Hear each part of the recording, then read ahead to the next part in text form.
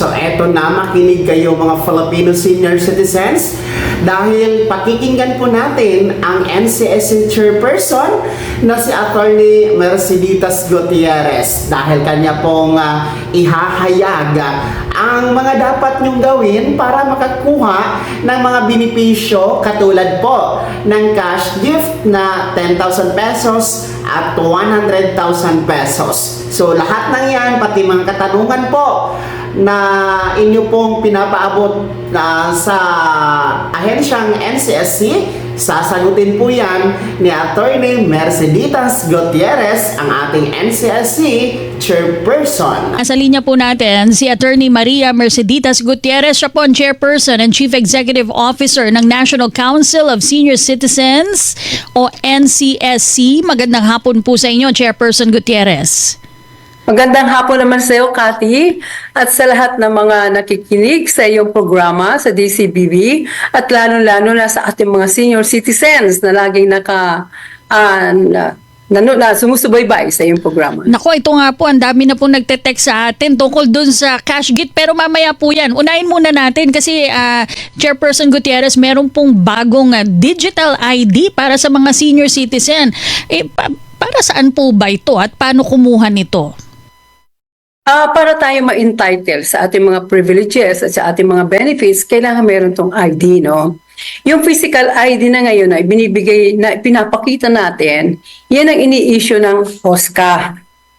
Ito nga yung digital version, ay ito yung ini-issue ngayon sa eGov.ph na ito ay nangyari dahil sa pagtutulungan ng Commission, National Commission on Senior Citizens at saka ang DICT.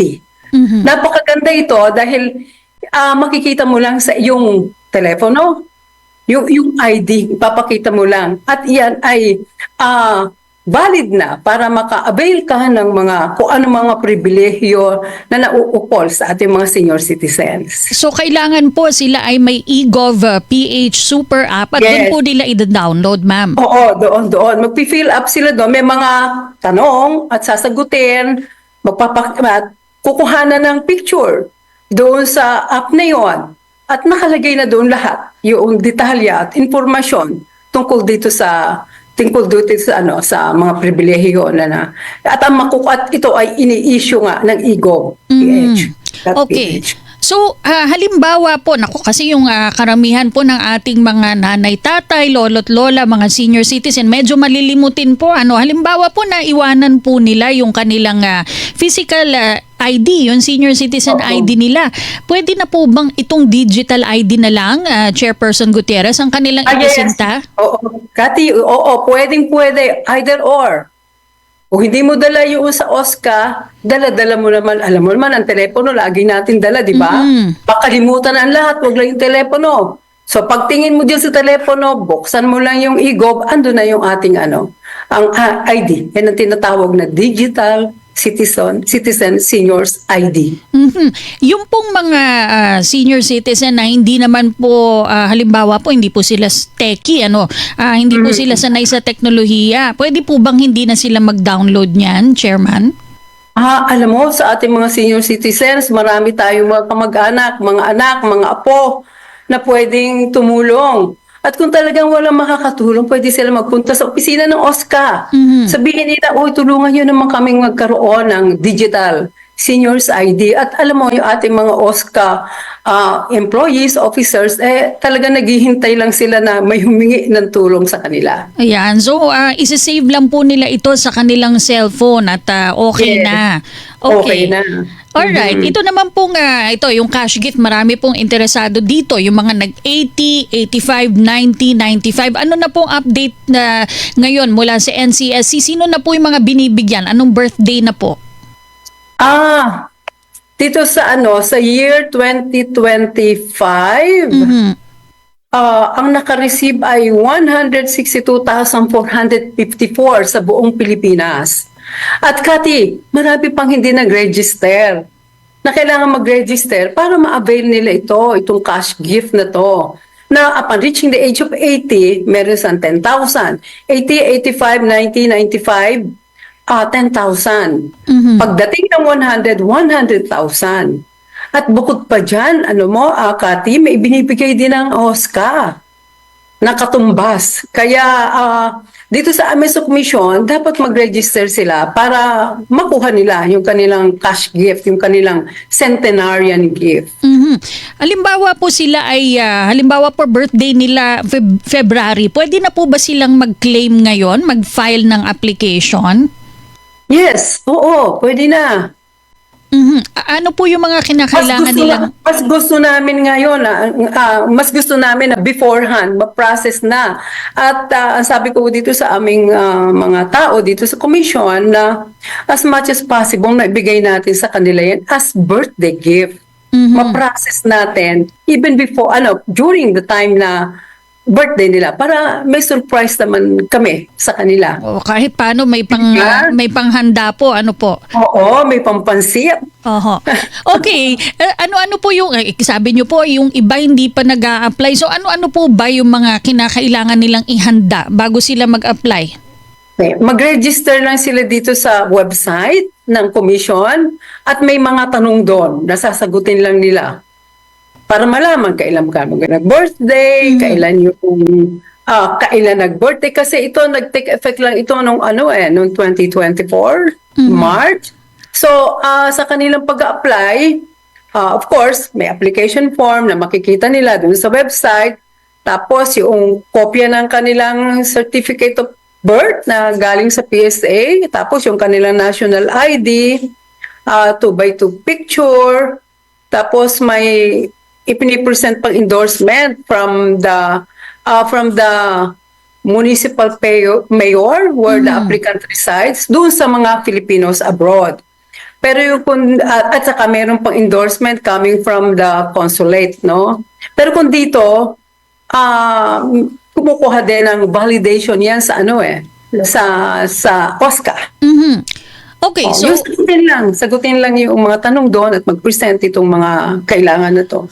paano po yung mga senior citizen, ma'am, na wala po silang mga birth certificate? Ano po yung iba nilang pwede May mga i-submit? secondary IDs naman na pwedeng ma-present, kagaya ng passport, like registration of birth, citizen's ID issued by the OSCA, kung mga nagda-drive naman, galing sa LTO na ID, GSIS, SSS ID, COMELEC Voters ID, yan ang mga secondary IDs. Mhm.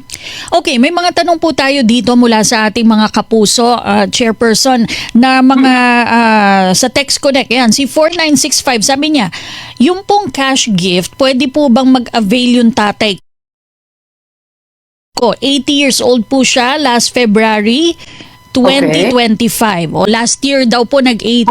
Pwede mag-avail. Okay, si 7121, ito po tungkol sa ito po ay tungkol sa social pension. Ang social pension po ba ay nasa ilalim na po ng NCSC o nasa DSWD pa po? Nasa DSWD pa. Okay, so hindi po natin masasagot ito. Okay, Opo. ilang buwan daw po ba si 6892 bago makuha yung 10,000? Depende yan sa pagpa-file. Mhm. Kung ma-file mo ng kaagad, siguro in 5 days o in 10 days, makukuha na nila. Mhm. Kasi kumukuha din kami ng validation from the OSCA.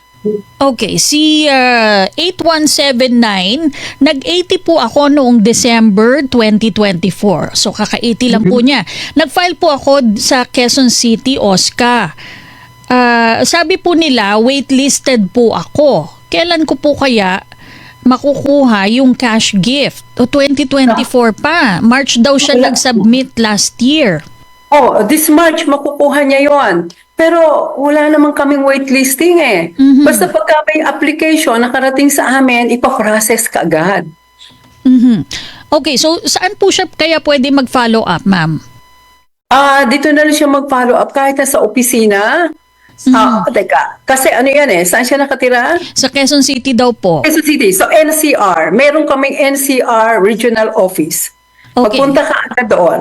So, at hindi- ipakita yung kanyang application. So hindi na po siya sa OSCA magfa-follow up sa NCSC na po, Hindi na, NCR. nag-file kasi siya sa OSCA, meron siyang kopya ng kanyang application at para ma-process dahil nagtatagal, magpunta na sa NCR, sa AAP Tower, ng NCR office, dito sa Quezon City. Okay. Si 5273, ang tanong niya, yung universal pension. Kasi dati pa po ito lumulutang, marami pong mga panukala sa Kongreso. Pero tanong niya, kailan daw mag-uumpisa yung 1,000 pesos na pensyon para sa lahat ng senior? Meron na po ba nun? Pinag-uusapan pa sa sa Congress. Sa House of Representatives, parang malapit na daw maaprubahan, ma-endorse. At sa Senate, wala pa kaming balita. Pero kailangan na ang both houses of Congress ay kailangan maipasa yung bill na yan. Mhm. At palagi ko mapapasa yan and we look forward to the grant of universal pension to all our senior citizens. Mhm. Kanina po ma'am nabanggit nyo na entitled din yung sa cash gift yung mga Pilipino na nasa ibang bansa. Paano po ba yung Oo. proseso? Basta dual citizen sila. Opo. At basta may papakita nila yung kanilang birth certificate, doon sa Philippine Embassy or sa consulate kung saan sila pwede makipag-ugnayan.